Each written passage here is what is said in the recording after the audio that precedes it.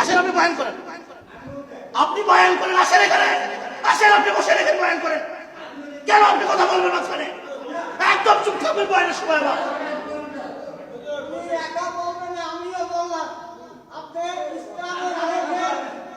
আসেন আপনি বয়ান করেন।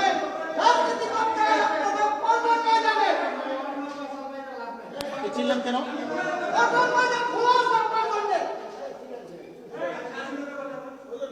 স্বাধীনতার কথা বলবো না কিসের কথা বলবো? কেন? এইখানে বিগত আওয়ামী লীগ সংগ্রামের কথা বলছি, কেউ টু শব্দ করার সাহস করে নাই। আপনি কেন আজকে টু শব্দ করবেন? কেন আজকে আপনি টু শব্দ করবেন এখানে? কেন টু শব্দ করবেন এখানে আজকে?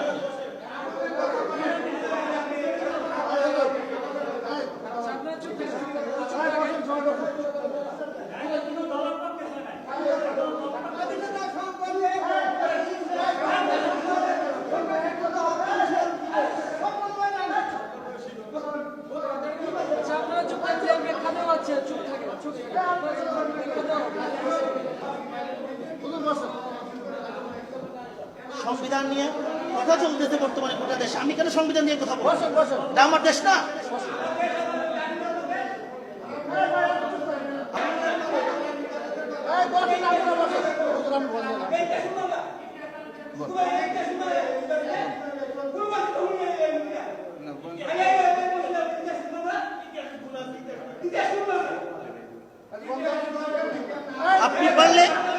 আপনি পারলে আপনি আসেন এখানে, আসেন বয়ান, আপনি বয়ান করেন দেখি আপনি কি দিয়ে শোনাবেন আমাদেরকে।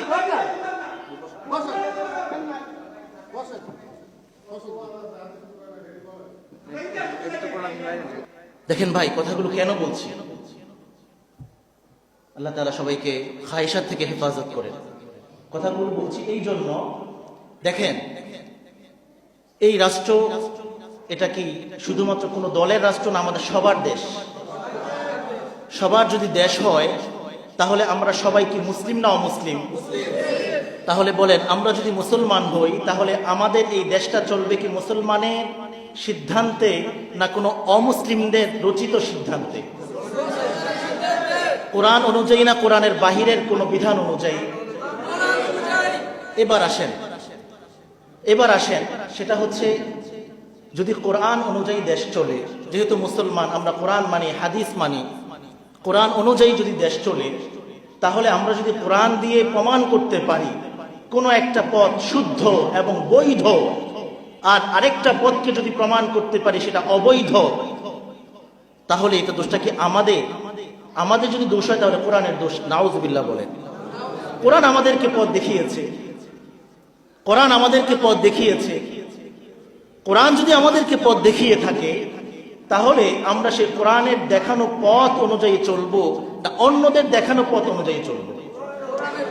আমি তো এখানে কোনো দেশের নাম, কোনো দলের নাম নেই নাই, বরং স্বাধীনতার একটা প্রেক্ষাপট কেন বলছি, যে বাংলাদেশ স্বাধীন হয়েছে এটা একটা কি প্রেক্ষাপট অনুযায়ী হয়েছে, এবং পরবর্তীতে আমাদের করণীয় কি ছিল সেটা আমরা করতে পারি নাই, এখন করার সুযোগ এসেছে, কি করব সেটা নিয়ে। আর এই বিষয়টা বর্তমানে আপনারা যারা দেশের সাথে সম্পর্ক রাখেন, দেশের খোঁজ খবর রাখেন, আপনারা সবাই জানেন যে বাংলাদেশে সংবিধান পরিবর্তন করার জন্য একটা আলোচনা তোড়জোড় ব্যাপকভাবে চলছে। সেখানে আরেকটা দল বাহার ঢোকাচ্ছে, তারা দিচ্ছে না করার জন্য। কেন দিচ্ছে না?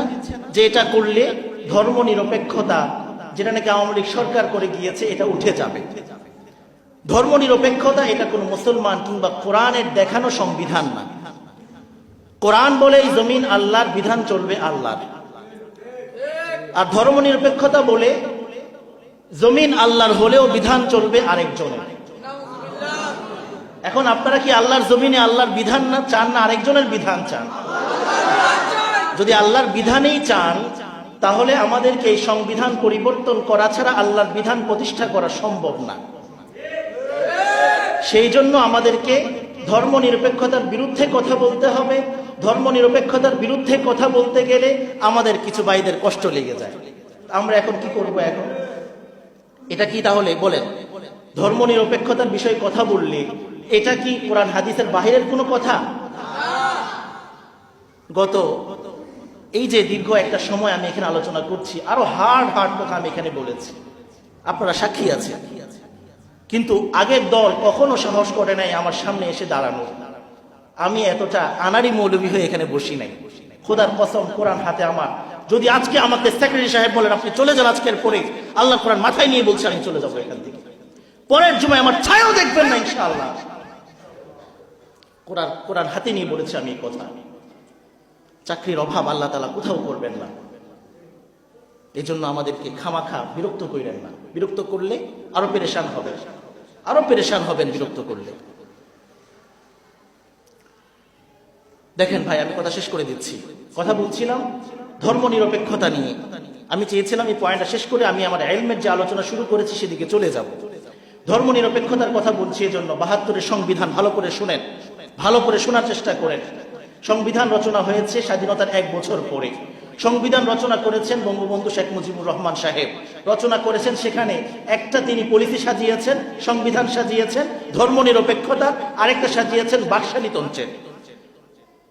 এরপরে আমাদের জিয়াউর রহমান সাহেব এসে তিনি এই সংবিধানকে তিনি রহিত করে দিলেন। তিনি ৫ম সংশোধনীর মাধ্যমে সংবিধানকে রহিত করে তিনি আল্লাহর উপর পূর্ণ আস্থা ও বিশ্বাস এটাকে ফিরিয়ে আনলেন, তথা ধর্ম নিরপেক্ষতার কবর রচনা করলেন। এটা জিয়াউর রহমান সাহেব খুবই ভালো কাজ করেছেন, আমরা তার জন্য দোয়া করি। এই জন্য তিনি বেশ কিছু ভালো কাজ করে গেছেন, তার মধ্যে এটা একটা। এরপরে আসেন আমাদের এই গত আওয়ামী লীগ সরকার এসে আবারও সেই জিয়াউর রহমান সাহেবের সংবিধান, যেটা তিনি আল্লাহর উপর পূর্ণ আস্থা ও বিশ্বাসকে পুনর্বহাল করলেন সংবিধানে, এটাকে তারা আবার রহিত করে পুনরায় সংবিধানকে তারা সাজাইল। আওয়ামী লীগ সরকার সাজিয়েছে। এরপরে দেশ পরিবর্তন হয়ে এখন আমাদের একটা ভিন্ন সমাজে দেশে আমরা আসছি। আমাদের দেশের আরেকটা বড় রাজনৈতিক দল তারা এখন বলতেছে যে আওয়ামী লীগ সরকার যে সংবিধান সাজিয়েছে ধর্ম নিরপেক্ষতার সংবিধান, আল্লাহর উপর পূর্ণ আস্থা ও বিশ্বাসকে বাদ দিয়ে তারা ধর্ম নিরপেক্ষতার সংবিধান সাজিয়েছে, এটাকে এখন তারা বলতেছে আর পরিবর্তন করতে দিবে না। এটা নিয়ে আলোচনা চলছে। মুসলিম হিসেবে আমার এই কথা বলার এবং আপনাদেরও বলার অধিকার আছে যে আমরা যেহেতু মুসলিম, আমরা আল্লাহর উপর পূর্ণ ভরসা এবং আস্থা রাখতে চাই। কে কে চান না হাত তোলেন? আল্লাহর উপর আস্থা রাখতে চান না? আল্লাহর উপর আস্থা রাখতে চান না? আছেন কেউ এরকম? আমাদের আস্থা কার উপরে? আমাদের বিশ্বাস কার উপরে?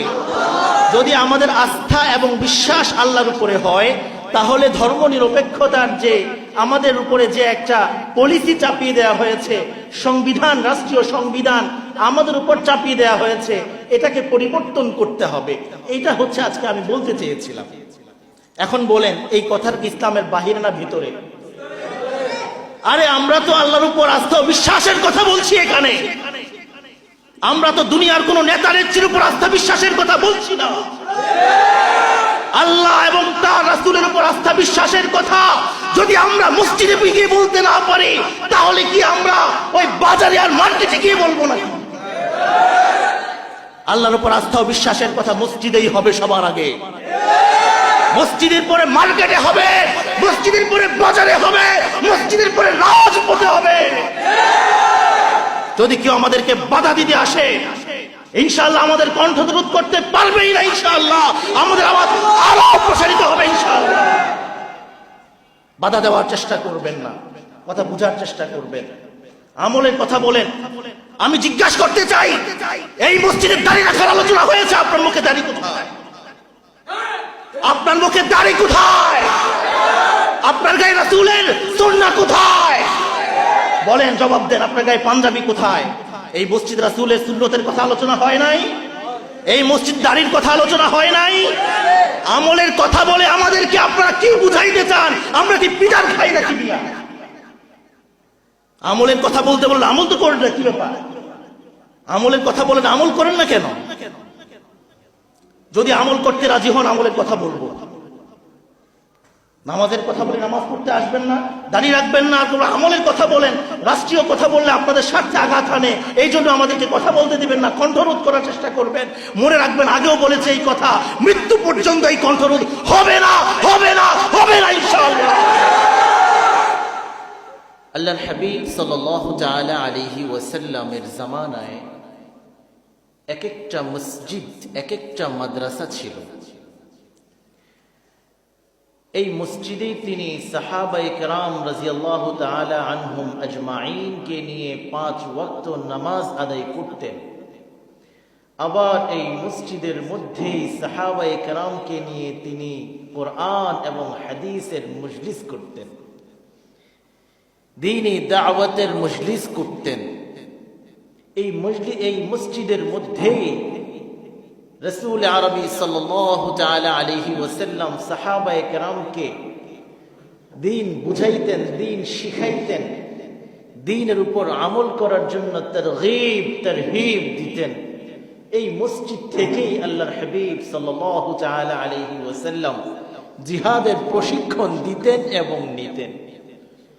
এই মসজিদ থেকেই রাসূল আরবি সাল্লাল্লাহু তাআলা আলাইহি ওয়াসাল্লাম বিভিন্ন দিকে সাহাবায়ে কেরামকে জিহাদের জন্য প্রস্তুত করে কাফেলা পাঠাইতেন, দাওয়াতের জন্য কাফেলা পাঠাইতেন, কোরআন শিখার জন্য কাফেলা পাঠাইতেন। এই মসজিদ থেকেই ইসলামের যতগুলো শোভা এবং শাখা আছে প্রত্যেকটা খিদমত আল্লাহর হাবিব সাল্লাল্লাহু তাআলা আলাইহি ওয়াসাল্লাম এই মসজিদ থেকে করতেন। এই জন্য মসজিদ আমাদের জন্য শুধু নামাজের জায়গা না, মসজিদ আমাদের জন্য দ্বীন শিখারও জায়গা, মসজিদ আমাদের জন্য দ্বীনি দাওয়াতেরও জায়গা, মসজিদ আমাদের জন্য দ্বীনি আলোচনার জায়গা, মসজিদ আমাদের জন্য সিয়াসত তথা রাজনীতিরও জায়গা। মসজিদ আমাদের জন্য যদি কখনো বাংলাদেশে উম্মতের উপরে জিহাদ ফরজ হয়ে যায়, ওই জিহাদের প্রশিক্ষণও মসজিদে হবে। ওই জিহাদের জন্য উম্মতকে বিভিন্ন জায়গায় কাফেলা হিসাবে, যোদ্ধা হিসাবে তাদেরকে মসজিদ থেকেই প্রেরণ করা হবে। সুতরাং এই তালিম এবং শিক্ষাকে আমাদের মধ্যে ধারণ করতে হবে, বুঝতে হবে। না হয় আমরা এটাই মনে করব 5 ওয়াক্ত নামাজের জন্য মসজিদ, 5 ওয়াক্ত নামাজ শেষ, মসজিদ তালা বন্ধ হয়ে যাবে, মসজিদ সবার জন্য বন্ধ হয়ে যাবে, এরপরে আর মসজিদে ঢোকার আসার কোনো প্রয়োজন নেই। মুহতারাম হাজিরিন, এই জন্য শুরুতেই বলে নিয়েছি মসজিদ আমাদের জন্য সব দ্বীনি খিদমতের মারকাজ, মামবা, এটাই হচ্ছে উৎস। এখান থেকেই যাবতীয় খিদমতগুলো গোটা বিশ্বব্যাপী ছড়াবে।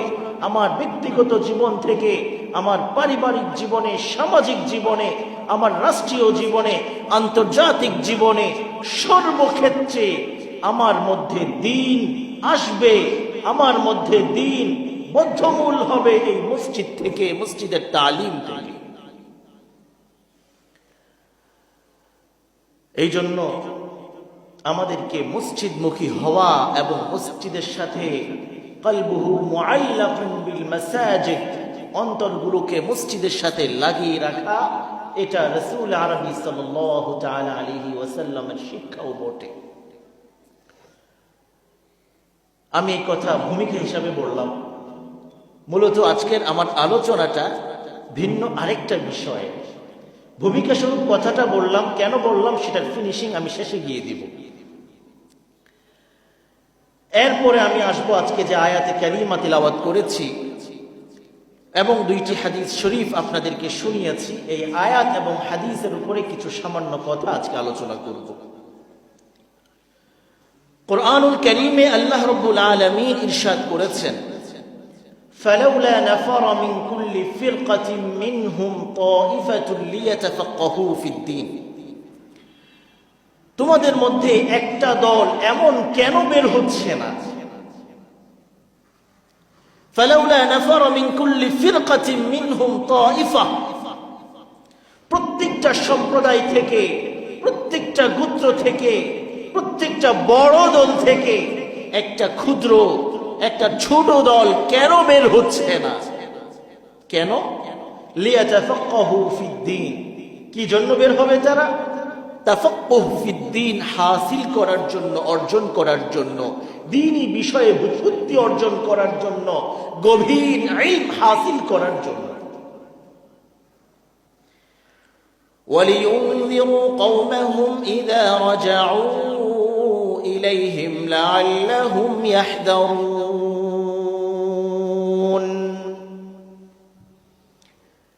তারা দ্বীনি বিষয় বুৎপত্তি অর্জন করবে, গভীর জ্ঞান অর্জন করবে। কি জন্য করবে?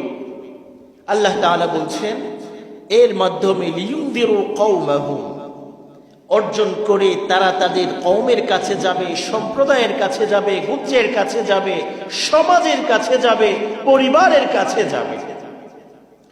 গিয়ে তাদেরকে লিয়ুনযিরু কওমাহুম, তাদেরকে সতর্ক বার্তা শোনাবে। হে আমার কওম, তোমরা কিসের মধ্যে নিমজ্জিত আছো? কার ভালোবাসায়, তোমরা কার মহব্বতে ডুবে আছো? তোমরা দুনিয়ার এই রং ছং আর ঝাঁকজমক দেখে এটাকেই তোমরা জীবনের উদ্দেশ্য আর মাকসাদ বানিয়ে নিয়েছো। ওই আল্লাহ রাব্বুল আলামিন সম্পর্কে তাদেরকে সতর্ক বার্তা শোনাবে। ইযা রাজাউ ইলাইহিম লাআল্লাহুম ইয়াহদারুন,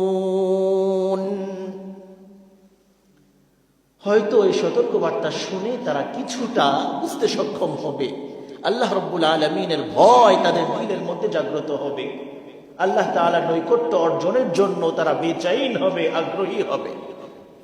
আল্লাহকে পাওয়ার জন্য তাদের মধ্যে আল্লাহ রাব্বুল আলামিনের ভালোবাসা জন্ম নিবে। এই জন্য একটা দল তোমাদের মধ্যে তৈরি হওয়া দরকার, যারা ইলম অর্জন করবে, তাফাক্কুহ ফিদ্দীন হাসিল করবে, দ্বীনের বুৎপত্তি অর্জন করে উম্মতের কাছে গিয়ে তাদেরকে সতর্ক বার্তা শোনাবে। আরেকটি হাদিস আপনাদেরকে শুনিয়েছি, প্রসিদ্ধ হাদিস। রাসূল আরবি সাল্লাল্লাহু তাআলা আলাইহি ওয়াসাল্লাম বলেন, তালাবুল ইলমি ফরিইদাতুন আলা কুল্লি মুসলিম, ইলম অর্জন করা উম্মতের প্রত্যেকটা ব্যক্তির উপরে ফরজ। এই যে আয়াত এবং হাদিস আপনাদের সামনে আমি উপস্থাপন করলাম, আয়াত এবং হাদিসের আলোকে আজকে আমরা ইলমে ওয়াহির গুরুত্ব এবং এর ফজিলত ও শিক্ষার পদ্ধতি সম্পর্কে দুই একটা কথা আলোচনা করব ইনশাআল্লাহ।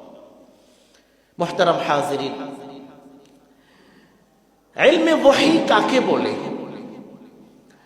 আল্লাহ রাব্বুল আলামিন দুনিয়াকে সৃষ্টি করার পরে, মানুষ জাতিকে সৃষ্টি করার পরে, এই মানুষ জাতির জন্য তিনি কিছু দিক নির্দেশনাও দিতে চান। মানুষকে এই কথা বুঝাইতে চান যে আমি তোমাকে সৃষ্টির পেছনে আমার কোনো একটা নিগূঢ় রহস্য আছে, আমার কোনো একটা মাকসাদ উদ্দেশ্য আছে। তোমাকে আমি যেমন রাস্তার কুকুরকে আমি সৃষ্টি করে রাস্তায় ছেড়ে দিয়েছি, বিড়ালকে সৃষ্টি করে আমি তোমাদের সমাজে ঘরে ঘরে ছেড়ে দিয়েছি, পশু পাখিকে সৃষ্টি করে আমি ছেড়ে দিয়েছি, ওই পাহাড় পর্বতে বনে জঙ্গলে হিংস্র বিভিন্ন রকমের প্রাণী পশু আমি সৃষ্টি করে এগুলাকে ছেড়ে দিয়েছি। কিন্তু মানুষ, আমি তোমাকে তাদের মতো সৃষ্টি করেছি ঠিক, কিন্তু এভাবে লাগামিন ছেড়ে দেই নাই। তোমাকে সৃষ্টির পেছনে আমার একটা উদ্দেশ্য আছে, নিগূঢ় রহস্য আছে। সমাজে আমাদের পথে ঘাটে আরো যে পশু পাখি, কুকুর, বেড়া, ছাগল, মহিষ ইত্যাদি, এগুলার সৃষ্টির পেছনে আল্লাহ রাব্বুল আলামিনের সেই উদ্দেশ্য নাই যেটা মানব সৃষ্টির পেছনে আছে। এই কথাটা বোঝানোর জন্য আল্লাহ রাব্বুল আলামিন তিনি আম্বিয়া আলাইহিমুস সালামকে যুগে যুগে বিভিন্ন সময় উম্মতের কাছে, কওমের কাছে, মিল্লাতের কাছে, মানুষের কাছে প্রেরণ করেছেন। কেন? ওই যে আল্লাহ রাব্বুল আলামিনের একটা নিগূঢ় রহস্য, তার সৃষ্টির একটা মাকসাদ উদ্দেশ্য, এই কথাটা যেন তারা মানুষকে বুঝাইতে সক্ষম হয়। আম্বিয়া আলাইহিমুস সালামকে তিনি পাঠিয়েছেন, তারা বুঝাবেন মানুষকে, মানুষের দুয়ারে দুয়ারে গিয়ে, মানুষের হাতে ধরে, পায়ে ধরে, কওমের কাছে গিয়ে তারা দাওয়াত দিবেন, বুঝাবেন আল্লাহ তাআলার সৃষ্টির মাকসাদ উদ্দেশ্য সম্পর্কে, তাদেরকেও তিনি এভাবে ছেড়ে দেন নাই। প্রত্যেকটা নবী এবং রসুলকে সাথে করে আল্লাহ রাব্বুল আলামিন কিছু আসমানি হিদায়াত দিয়ে দিয়েছেন। সুবহানাল্লাহ। রসুল পাঠিয়েছেন, নবী পাঠিয়েছেন। তিনি চাইলে আসমান থেকে ফেরেশতাদেরকে জমিনে পাঠাইতে পারতেন। ফেরেশতাদেরকে পাঠাতে পারতেন এই জন্য যে ওই ফেরেশতা যেহেতু আমাকে দেখেছে, ওই ফেরেশতা যেহেতু আমার কাছে ছিল, ওই ফেরেশতা যেহেতু আমার সম্পর্কে জানে, তো হয়তো ফেরেশতাকে দুনিয়াতে পাঠাইলে আমি রব কি চাই এটা ভালো করে বুঝাইতে পারবে। একদিক থেকে ফায়দা ছিল। তিনি চাইলে ফেরেশতাদেরকে পাঠাইতে পারতেন আসমান থেকে মানুষের হিদায়াতের জন্য, পারতেন না? ও ভাই, পারতেন না?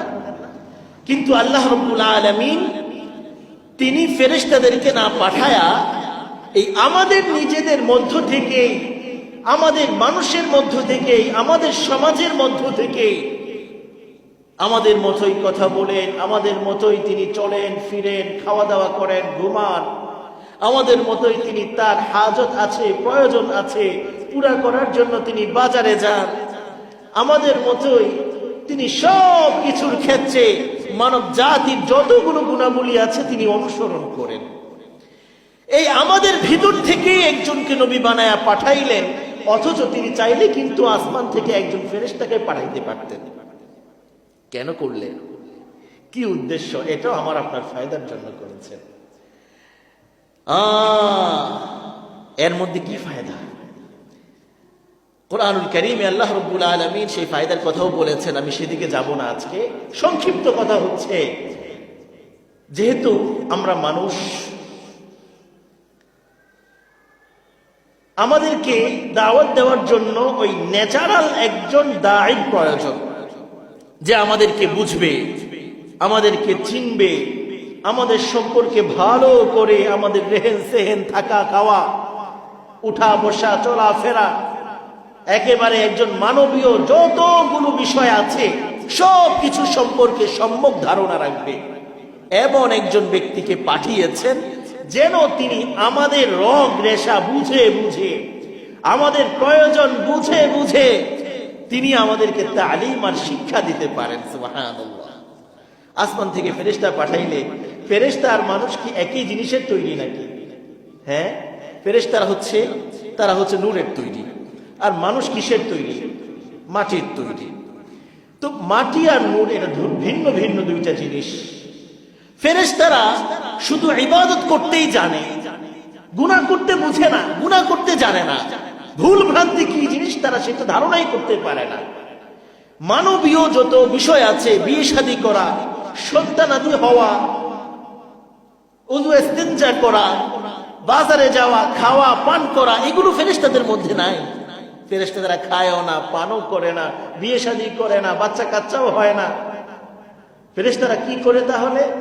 ফেরেশতারা তারা প্রত্যেকটা ফেরেশতা আল্লাহ রাব্বুল আলামিনের পক্ষ থেকে স্ব আমলে সবসময় পৃথিবীর শুরু লগ্ন থেকে কিয়ামত পর্যন্ত তারা নিমজ্জিত আছে, ওই কাজের মধ্যেই তারা লিপ্ত আছে। কেউ সিজদায় আছেন, কিয়ামত পর্যন্ত তারা সিজদায় পড়ে থাকবেন। কেউ রুকুতে আছেন, কিয়ামত পর্যন্ত তারা রুকুতেই থাকবেন। আবার কেউ তাসবিহ পাঠ করতেছেন, কিয়ামত পর্যন্ত তারা তাসবিহ পাঠ করবেন। আবার কেউ আল্লাহ রাব্বুল আলামিনের আরশকে বহন করে আছেন, কিয়ামত পর্যন্ত তারা আরশে বহন করবেন। এভাবে আল্লাহ রাব্বুল আলামিন ফেরেশতাদেরকে নির্দিষ্ট কিছু আমলের মধ্যে, কাজের মধ্যে লাগিয়ে রেখেছেন। কিয়ামত পর্যন্ত ফেরেশতারা এই কাজের মধ্যেই নিমজ্জিত থাকবেন। এটা হচ্ছে ওই কাজের জন্যই কেমন যেন আল্লাহ রাব্বুল আলামিন ওই ফেরেশতাকে বানিয়েছেন। কিন্তু মানুষের বিষয়টা এরকম না। মানুষ তাসবিহ পাঠ করে, মানুষ রুকু করে, মানুষ সিজদা করে, মানুষ নামাজ পড়ে, মানুষ নওয়াফিল পড়ে, মানুষ ফরজ পড়ে, মানুষ তিলাওয়াত করে, মানুষ জিকিরও করে, মানুষ বাজারেও যায়, মানুষ খায় দায়, মানুষ ফুর্তি করে, আনন্দ করে, হাসে, মানুষ সব কিছুই করে। একজন ফেরেশতা এত কাজ করতে পারে না। বুঝেন নাই কথা? এই জন্য আল্লাহ রাব্বুল আলামিন আমাদের ভেতর থেকেই একজনকে নবী বানিয়ে পাঠিয়েছেন, যেন মানবিক যাবতীয় আওসাফগুলো তিনি বুঝতে সক্ষম হন, ওইভাবে মানুষকে যেন তিনি তারবিয়ত, শিক্ষা, লালন পালন করতে সক্ষম হন। এই জন্য তিনি আল্লাহ রাব্বুল আলামিন আমাদের জন্য আমাদের ভেতর থেকে একজনকে নবী বানিয়ে পাঠান। পৃথিবীর সুলগ্ন থেকে আমাদের রাসূল পর্যন্ত ঠিক এই সিস্টেমেই নবীরা এসেছেন, রাসূলরা এসেছেন। এবার আসেন যে তাদের জন্য আল্লাহ রাব্বুল আলামিন সবাইকে একটা আসমানি কিতাব সবাইকে দেন নাই, বিশেষ বিশেষ নবী এবং রাসূলদেরকে আসমানি কিতাব দিয়েছেন। সবাইকে কিছু না কিছু আসমানি হিদায়াত তিনি দিয়ে পাঠিয়েছেন। এর মাধ্যমে তারা মানুষকে তারবিয়ত করবেন, এর মাধ্যমে তারা মানুষকে হিদায়াত করবেন, এর মাধ্যমে তারা মানুষ এবং রবের সাথে একটা সম্পর্ক তৈরি করার চেষ্টা করবেন। এর মাধ্যমে মানুষ যেন দুনিয়ার লোভ লালসা ভালোবাসায় নিমজ্জিত না হয়ে আল্লাহ রাব্বুল আলামিনকে চিনতে পারে, বুঝতে পারে এবং আল্লাহ রাব্বুল আলামিনের মাকসাদ উদ্দেশ্য সম্পর্কে অবগত হতে পারে, সেই অনুযায়ী আমল করতে পারে। এই জন্য আম্বিয়া আলাইহিমুস সালাম মানুষের উপরে মেহনত করেছেন। নবীরা এসেছেন, সাথে করে আসমানি কিতাব হিদায়াতের আলোকবর্তিকা হিসাবে আল্লাহ রাব্বুল আলামিন দিয়ে দিয়েছেন।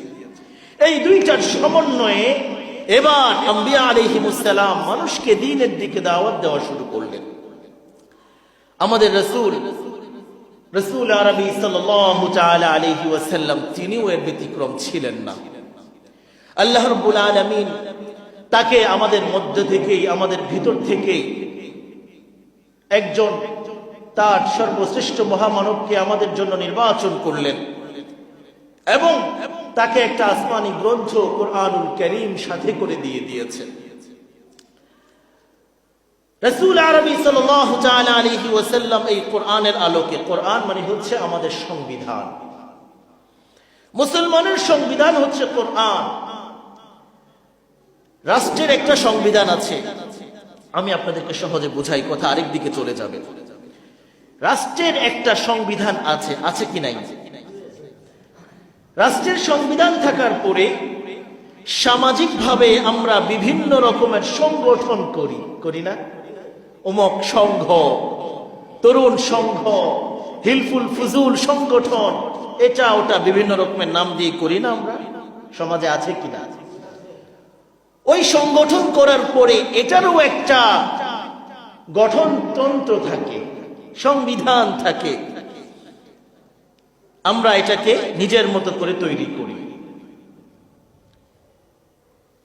তৈরি করার পরে আমরা সমাজকে, আমাদের এই অঞ্চলকে সেভাবে পরিচালিত করার চেষ্টা করি। রাষ্ট্রের সংবিধান, এই সংবিধানের সাথে যদি সাংঘর্ষিক না হয় তাহলে এতে কোনো অসুবিধা আছে? আমার কথা বোঝার চেষ্টা করে। যদি রাষ্ট্রের সংবিধানের সাথে আমার এই সমাজের সংবিধান সাংঘর্ষিক না হয় তাহলে রাষ্ট্রের দৃষ্টিতে এতে কোনো অসুবিধা আছে? বুঝেন নাই কথা। আর যদি রাষ্ট্রের সংবিধানের সাথে আমার এই সমাজের সংবিধানটার সংঘর্ষ হয়ে যায়, রাষ্ট্রের সংবিধান একরকম বলে আর আমার সমাজের সংবিধান ভিন্ন কিছু বলে, তাহলে বলেন রাষ্ট্র আপনাকে ছেড়ে দিবে না জেলখানায় নিয়ে ঢুকাবে? বুঝেন নাই কথা। কোথায় নিয়ে ঢুকাবে? জেলখানায় নিয়ে ঢুকাবে। হ্যাঁ, এই এখন তো আর জবাব দিবেন না আপনারা অনেকে, হুজুর তো ভালো না, এই জন্য আমি আর কি, যে হুজুর সবসময় ওই জায়গা মতো ধরে ধরে কি করে মলম লাগানোর চেষ্টা করে, এই জন্য ব্যথা লাগে একটু, অনেকের খারাপ লাগে, এটা সমালোচনা করে গিয়ে পিছনে পিছনে। কোরআন দিয়ে বুঝাই, হাদিস দিয়ে বুঝাই, ফিকহ দিয়ে বুঝাই, এরপরে যদি বুঝে না আসে যুক্তি দিয়ে বুঝাই, এরপরে যদি বুঝে না আসে বাহিরে গিয়ে সমালোচনা করি, কিন্তু বুঝার চেষ্টা করি না। কষ্ট এটা আমাদের। কোরআন না বুঝে আসে, হাদিস তো বুঝে আসার কথা, যেহেতু কোরআনের ব্যাখ্যা হাদিস, হাদিসও বুঝেন না। ফিকহ আছে আমাদের কাছে, হ্যাঁ, সালফে সালেহিনের বিভিন্ন রকমের তাদের তাফসীর আছে, তাদের আপনার এই কি বলে এটাকে হাদিসের ব্যাখ্যা গ্রন্থ আছে, এগুলো দিয়েও বুঝে না আসে, যুক্তি দিয়ে বোঝানোর চেষ্টা করি। এরপরেও যদি বুঝে না আসে তাহলে তো বুঝতে হবে খতামাল্লাহু আলা কুলুবিহিম ওয়া আলা সামইহিম ওয়া আলা আবসারিহিম গিশাওয়া। এরপরে যদি বুঝে না আসে তাহলে বুঝতে হবে খতামাল্লাহু আলা কুলুবিহিম, আল্লাহ আপনার দিলের মধ্যে সিল মোহর এঁটে দিয়েছেন। খতামাল্লাহু আলা কুলুবিহিম ওয়া আলা সামইহিম ওয়া আলা আবসারিহিম, আপনার কানের মধ্যে আল্লাহ রাব্বুল আলামিন সিল মোহর এঁটে দিয়েছেন, আপনার চোখের মধ্যে সিল মোহর এঁটে দিয়েছেন, আপনার আকলের মধ্যে সিল মোহর এঁটে দিয়েছেন। এই জন্য কোরআন দিয়েও বুঝেন না, হাদিস দিয়েও বুঝেন না, তাফসীর দিয়েও বুঝেন না, উসুলে হাদিস দিয়েও বুঝেন না, ফিকহ দিয়েও বুঝেন না, যুক্তি দিয়েও বুঝেন না। দেখেন তো বললাম যে রাষ্ট্রের সংবিধানের সাথে যদি আমার সমাজের সংবিধান সাংঘর্ষিক না হয় তাহলে কোনো অসুবিধা নাই, আর যদি সাংঘর্ষিক হয়ে যায় তাহলে আমার জায়গার সমাজে হবে না, আমার জায়গা হবে 14 শিকলের ভিতরে, জেলখানার ভিতরে। আমার জায়গা আর এই উন্মুক্ত জায়গায়, বাসা বাড়িতে, আমার স্বাধীন জায়গায় হবে না, জেল হাজতে হবে। কিন্তু আমরা মুসলিম হিসেবে যদি আমরা বলি যে আমাদের সংবিধান কোরআন, আমাদের সংবিধান কোরআন, তাহলে যেই যুক্তির আলোকে ওই সমাজের কোন ব্যক্তি যদি রাষ্ট্রের সংবিধানের বিরোধিতা করে তার জায়গা সমাজে হয় না, তার জায়গা হয় জেলখানায় 14 শিকের ভিতরে, সেই যুক্তির আলোকে যদি কোন রাষ্ট্রের সংবিধানকেও মুসলমানের কোরআনের বাইরে কোন এমন বিধানের মাধ্যমে রচনা করার চেষ্টা করে, তার জায়গাও উন্মুক্ত জায়গায় হবে না, তার জায়গা আল্লাহ রাব্বুল আলামিনের এই দুনিয়াতে হবে না, তার জায়গা হবে দুনিয়ার বাইরে। ঠিক না? কেন বলেছি এই কথা? সরকার পরিবর্তন করেছি আমরা, সরকার পরিবর্তন হয়েছে, সংবিধান নিয়ে কথা আসছে। এখন আমাদের আরেকটা বড় দল তারা বেঁকে বসেছে সংবিধান পরিবর্তন করা যাবে না, ৭২-এর সংবিধান পরিবর্তন করা যাবে না। কেন যাবে না? সংবিধান তাদের কাছে ওহীর মতো। যেমন আমরা কোরআনকে বিশ্বাস করি, তারাও ঠিক সংবিধানকে কোরআনের মতো বিশ্বাস করে। আমরা যেমন মনে করি কোরআনকে পরিবর্তন করা যাবে না, ঠিক তারাও মনে করে সংবিধানকে পরিবর্তন করা যাবে না। তাদের ধারণা সংবিধান এটা কোরআনের মতো, সুতরাং এটাকে পরিবর্তন করার সুযোগ নাই।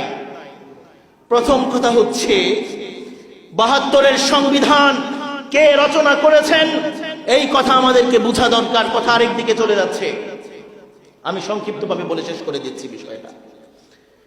দেশ স্বাধীন হয়েছে 1971-এ, ভালো করে বোঝার চেষ্টা করেন। 1971-এ দেশ স্বাধীন হয়েছে। স্বাধীনতার আগ পর্যন্ত এই বাংলাদেশের মানুষ কখনো এই কথা শোনে নাই যে দেশ স্বাধীনতার পিছনে মাওলানা ভাসানী কিংবা জিয়াউর রহমান কিংবা বঙ্গবন্ধু শেখ মুজিব তারা আন্দোলন করছেন এই দেশকে একটা সেকুলার রাষ্ট্র হিসেবে স্বীকৃতি দেওয়ার জন্য, নেওয়ার জন্য, এই দেশকে সেকুলার রাষ্ট্র বানানোর জন্য। আমি কোরআনকে হাতে রেখে কসম করে বলতে পারবো, ইতিহাস সাক্ষী, ৭১-এর আগ পর্যন্ত, দেশ স্বাধীন হওয়ার আগ পর্যন্ত এই কথা কোথাও খুঁজে পাওয়া যাবে না যে বাংলাদেশের স্বাধীনতার প্রেক্ষাপট হিসেবে এই দেশকে কেউ এই কথা বলে স্বাধীন করেছে আমরা একটা সেকুলার রাষ্ট্র গঠন করতে চাই, আমরা একটা ধর্মনিরপেক্ষ রাষ্ট্র গঠন করতে চাই। এই কথা কোন নেতা, এই কথা কোন জাতীয় কিংবা তার নিচের নেতাও কেউ বলেন নাই ৭১-এ। তাহলে বলবেন কেন মুক্তিযুদ্ধ হইল, কেন দেশ স্বাধীন হইল? ৭১-এর স্বাধীনতার পিছনে শুধু একটাই কারণ ছিল, সেটা হচ্ছে জুলুম। ওই পাকিস্তানিরা আমাদের উপর জুলুম, নির্যাতন, নিপীড়ন চালাইতো। সেই জন্য বাংলাদেশের মানুষ তাদের জুলুম থেকে বাঁচতে চেয়েছেন। বঙ্গবন্ধুর বয়ান, ভাষণ আমাদের সামনে আছে, জিয়াউর রহমান সাহেবেরও ঘোষণা আমাদের সামনে আছে, মাওলানা ভাসানীর অনেক বক্তব্য আমাদের কাছে আছে, স্বাধীনতার ইতিহাস আমাদের সামনে আছে। আমি তো কোরআন হাতে নিয়ে বলেছি, একটা বক্তব্য যদি দেখাইতে পারেন যেই বক্তব্যের মধ্যে বাংলাদেশের স্বাধীনতার জন্য যারা সংগ্রাম করেছেন তারা কেউ বলেছেন যে বাংলাদেশকে আমরা স্বাধীন করতে চাই, এই দেশকে সেকুলার রাষ্ট্র বানাবো, ধর্ম নিরপেক্ষ রাষ্ট্র বানাবো। যদি এই কথা আপনি প্রমাণ করতে পারেন, আমি এই মসজিদের মিম্বর ছেড়ে দিলাম, আমি চ্যালেঞ্জ করলাম, আমি এই মসজিদে আর খুতবা দিব না, বয়ান করব না। খালি একটা প্রমাণ দেখাবেন। তার মানে হচ্ছে 1971 পর্যন্ত বাংলাদেশ তার স্বাধীনতার পেছনের প্রেক্ষাপট ছিল একমাত্র জুলুম। আমরা মাজলুম ছিলাম, তারা জালেম ছিল। আমরা নিষ্পেষিত ছিলাম, তারা নিষ্পেষণকারী ছিল। আমরা তাদের জুলুম এবং নিষ্পেষণ থেকে বাঁচার জন্য তাদের বিরুদ্ধে যুদ্ধে অবতীর্ণ হয়েছিলাম। এখন বলেন 71-এ আমরা স্বাধীনতা অর্জন করলাম শুধুমাত্র মাজলুম হওয়ার কারণে। এক বছর পরে, স্বাধীনতার এক বছর পরে 1972 সালে বঙ্গবন্ধু শেখ মুজিবুর রহমান সাহেব তিনি একটা সংবিধান রচনা করলেন, বাংলাদেশের সংবিধান। ওখানে তিনি কয়েকটা 4টা গুরুত্বপূর্ণ পয়েন্ট তিনি সাজিয়েছেন। এর মধ্যে একটা পয়েন্ট হচ্ছে যে বাংলাদেশ ধর্মনিরপেক্ষ সেকুলার রাষ্ট্র হিসেবে এখন থেকে বাংলাদেশের কার্যক্রম পরিচালিত হবে। নাউজুবিল্লাহ বলেন। এরপরে আরেকটা পয়েন্ট তিনি সাজিয়েছেন যে বাংলাদেশে বাকশালী শাসনতন্ত্র প্রতিষ্ঠা করা হবে। কথা বোঝার চেষ্টা করেন। কে কিছু বলছে নাকি? আচ্ছা, হ্যাঁ, বুঝি না।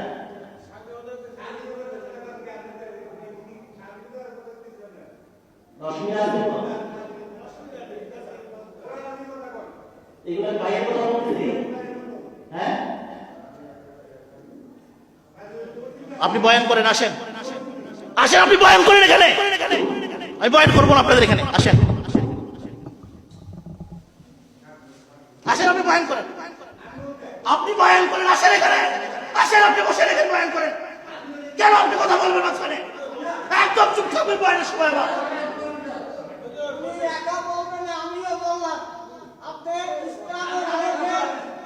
আসেন, আপনি বয়ান করেন।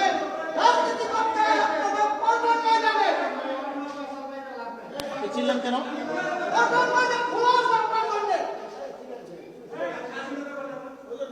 স্বাধীনতার কথা বলবো না, কিসের কথা বলবো?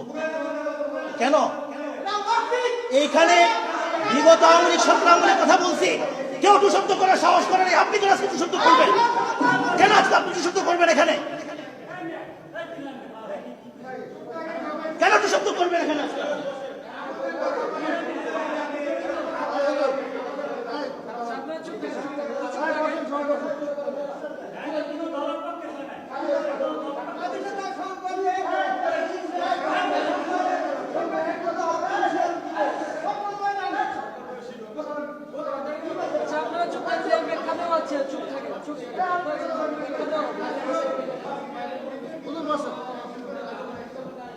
সংবিধান নিয়ে কথা চলতেছে বর্তমানে গোটা দেশ। আমি কেন সংবিধান নিয়ে কথা বলবো? এটা আমার দেশ না। আপনারা আপনাদের মতো করে আপনারা করবেন।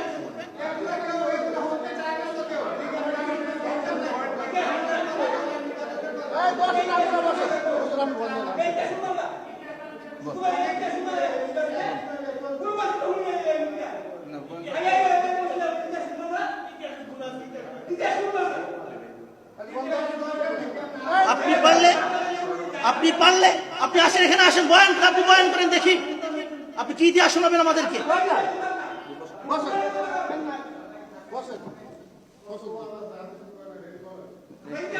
আস্তাগফিরুল্লাহ রাব্বি মিন কুল্লি যামবি ওয়া আতুবু ইলাইহি লা হাওলা ওয়া লা কুওয়াতা ইল্লা বিল্লাহিল আলিয়্যিল আযীম। দেখেন ভাই, কথাগুলো কেন বলছি? আল্লাহ তাআলা সবাইকে খায়সাত থেকে হেফাজত করেন। কথাগুলো বলছি এই জন্য, দেখেন এই রাষ্ট্র এটা কি শুধুমাত্র কোনো দলের রাষ্ট্র না, আমাদের সবার দেশ। সবার যদি দেশ হয় তাহলে আমরা সবাই কি মুসলিম না অমুসলিম? তাহলে বলেন, আমরা যদি মুসলমান হই তাহলে আমাদের এই দেশটা চলবে কি মুসলমানের সিদ্ধান্তে না কোনো অমুসলিমদের রচিত সিদ্ধান্তে? কোরআন অনুযায়ী না কোরআনের বাহিরের কোনো বিধান অনুযায়ী? এবার আসেন সেটা হচ্ছে যদি কোরআন অনুযায়ী দেশ চলে, যেহেতু মুসলমান আমরা কোরআন মানি, হাদিস মানি, কোরআন অনুযায়ী যদি দেশ চলে, তাহলে আমরা যদি কোরআন দিয়ে প্রমাণ করতে পারি কোনো একটা পথ শুদ্ধ এবং বৈধ, আর আরেকটা পথকে যদি প্রমাণ করতে পারি সেটা অবৈধ, তাহলে এটা দোষটা কি আমাদের যদি দোষ হয় তাহলে কোরআনের দোষ। নাউজুবিল্লাহ বলেন। কোরআন আমাদেরকে পথ দেখিয়েছে, কোরআন যদি আমাদেরকে পথ দেখিয়ে থাকে, তাহলে আমরা সেই কোরআনের দেখানো পথ অনুযায়ী চলবো না অন্যদের দেখানো পথ অনুযায়ী চলবো? আমি তো এখানে কোনো দেশের নাম, কোনো দলের নাম নেই নাই, বরং স্বাধীনতার একটা প্রেক্ষাপট কেন বলছি, যে বাংলাদেশ স্বাধীন হয়েছে, এটা একটা কি প্রেক্ষাপট অনুযায়ী হয়েছে, এবং পরবর্তীতে আমাদের করণীয় কি ছিল সেটা আমরা করতে পারি নাই, এখন করার সুযোগ এসেছে, কি করব সেটা নিয়ে। আর এই বিষয়টা বর্তমানে আপনারা যারা দেশের সাথে সম্পর্ক রাখেন, দেশের খোঁজ খবর রাখেন, আপনারা সবাই জানেন যে বাংলাদেশে সংবিধান পরিবর্তন করার জন্য একটা আলোচনা তোড়জোড় ব্যাপকভাবে চলছে। সেখানে আরেকটা দল বাহাত ঢোকাচ্ছে, তারা দিচ্ছে না করার জন্য। কেন দিচ্ছে না? যে এটা করলে ধর্ম নিরপেক্ষতা, যেটা নাকি আওয়ামী লীগ সরকার করে গিয়েছে, এটা উঠে যাবে। ধর্ম নিরপেক্ষতা এটা কোনো মুসলমান কিংবা কোরআনের দেখানো সংবিধান না। কোরআন বলে এই জমিন আল্লাহর, বিধান চলবে আল্লাহর। আর ধর্ম নিরপেক্ষতা বলে জমিন আল্লাহর হলেও বিধান চলবে আরেকজনের। এখন আপনারা কি আল্লাহর জমিনে আল্লাহর বিধান না চান, না আরেকজনের বিধান চান? যদি আল্লাহর বিধানেই চান, তাহলে আমাদেরকে এই সংবিধান পরিবর্তন করা ছাড়া আল্লাহর বিধান প্রতিষ্ঠা করা সম্ভব না। সেই জন্য আমাদেরকে ধর্ম নিরপেক্ষতার বিরুদ্ধে কথা বলতে হবে। ধর্ম নিরপেক্ষতার বিরুদ্ধে কথা বলতে গেলে আমাদের কিছু ভাইদের কষ্ট লেগে যায়। আমরা এখন কি করব? এখন এটা কি তাহলে বলেন, ধর্ম নিরপেক্ষতার বিষয়ে কথা বললে এটা কি কোরআন হাদিসের বাহিরের কোনো কথা? গত এই যে দীর্ঘ একটা সময় আমি এখানে আলোচনা করছি, আরো হার্ড কথা আমি এখানে বলেছি, আপনারা সাক্ষী আছেন। কিন্তু আগের দল কখনো সাহস করে নাই আমার সামনে এসে দাঁড়ানো। আমি এতটা আনাড়ি মৌলবী হয়ে এখানে বসি নাই, খোদার কসম, কোরআন হাতে আমার। যদি আজকে আমাকে সেক্রেটারি সাহেব বলেন আপনি চলে যান আজকের পরে, আল্লাহ কোরআন মাথায় নিয়ে বলছে আমি চলে যাবো এখান থেকে, পরের জুমায় আমার ছায়াও দেখবেন না ইনশাআল্লাহ। কোরআন হাতে নিয়ে বলেছে আমি এই কথা। চাকরির অভাব আল্লাহ তাআলা কোথাও করবেন না। এই জন্য আমাদেরকে খামাখা বিরক্ত করেন না। বিরক্ত করলে আরো পেরেশান হবেন বিরক্ত করলে। দেখেন ভাই, আমি কথা শেষ করে দিচ্ছি। কথা বলছিলাম ধর্ম নিরপেক্ষতা নিয়ে। আমি চেয়েছিলাম এই পয়েন্টটা শেষ করে আমি আমার ইলমের যে আলোচনা শুরু করেছি সেদিকে চলে যাব। ধর্ম নিরপেক্ষতার কথা বলছি এজন্য ৭২-এর সংবিধান ভালো করে শুনেন, ভালো করে শোনার চেষ্টা করেন। সংবিধান রচনা হয়েছে স্বাধীনতার ১ বছর পরে। সংবিধান রচনা করেছেন বঙ্গবন্ধু শেখ মুজিবুর রহমান সাহেব। রচনা করেছেন, সেখানে একটা তিনি পলিসি সাজিয়েছেন, সংবিধান সাজিয়েছেন ধর্ম নিরপেক্ষতার, আরেকটা সাজিয়েছেন বাকশালী তন্ত্রের।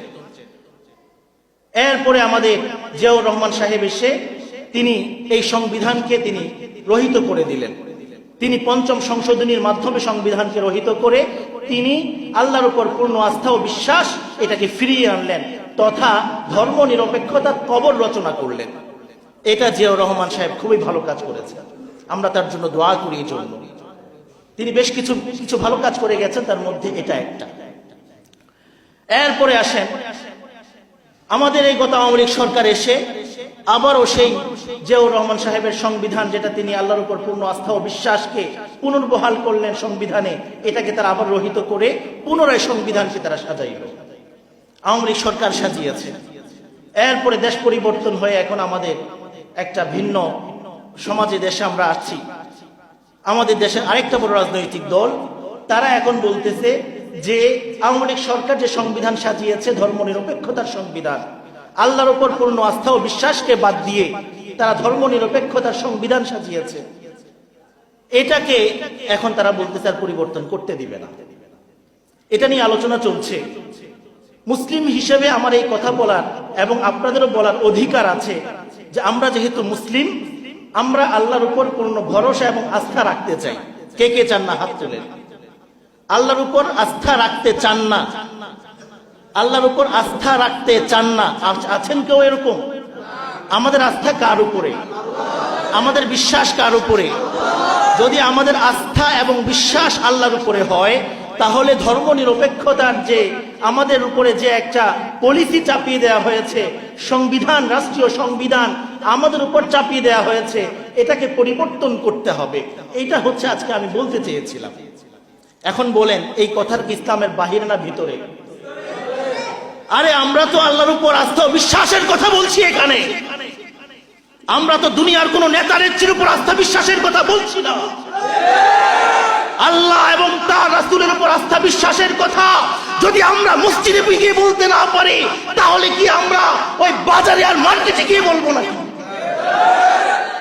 আল্লাহর উপর আস্থা ও বিশ্বাসের কথা মসজিদেই হবে সবার আগে। মসজিদের পরে মার্কেটে হবে, মসজিদের পরে বাজারে হবে, মসজিদের পরে রাজপথে হবে। যদি কেউ আমাদেরকে বাধা দিতে আসে, ইনশাআল্লাহ আমাদের কণ্ঠরোধ করতে পারবেই না। ইনশাআল্লাহ আমাদের আওয়াজ আরো প্রসারিত হবে। ইনশাআল্লাহ বাধা দেওয়ার চেষ্টা করবেন না, কথা বোঝার চেষ্টা করবেন, আমলের কথা বলেন। আমি জিজ্ঞাসা করতে চাই, এই মসজিদের দাড়ি রাখার আলোচনা হয়েছে, আপনার মুখে দাড়ি কোথায়?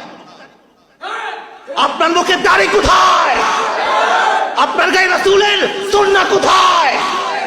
বলেন, জবাব দেন। আপনার গায়ে পাঞ্জাবি কোথায়? এই মসজিদ রাসূলের সুন্নতের কথা আলোচনা হয় নাই? এই মসজিদ দাড়ির কথা আলোচনা হয় নাই? আমলের কথা বলে আমাদেরকে আপনারা কি বুঝাইতে চান? আমরা কি পিটার খাই নাকি বিয়া? আমলের কথা বলতে বললে আমল তো করেন না, কি ব্যাপার? আমলের কথা বলেন, আমল করেন না কেন? যদি আমল করতে রাজি হন, আমলের কথা বলবো। নামাজের কথা বলে নামাজ পড়তে আসবেন না, দাঁড়িয়ে রাখবেন না, আমলের কথা বলেন। রাষ্ট্রীয় কথা বললে আপনাদের স্বার্থে আঘাত আনে, এই জন্য আমাদেরকে কথা বলতে দিবেন না, কণ্ঠরোধ করার চেষ্টা করবেন। মনে রাখবেন, আগেও বলেছে এই কথা, মৃত্যু পর্যন্ত এই কণ্ঠরোধ হবে না, হবে না, হবে না ইনশাআল্লাহ। ওয়া আখিরু দাওয়ানা আলহামদুলিল্লাহি রাব্বিল আলামিন।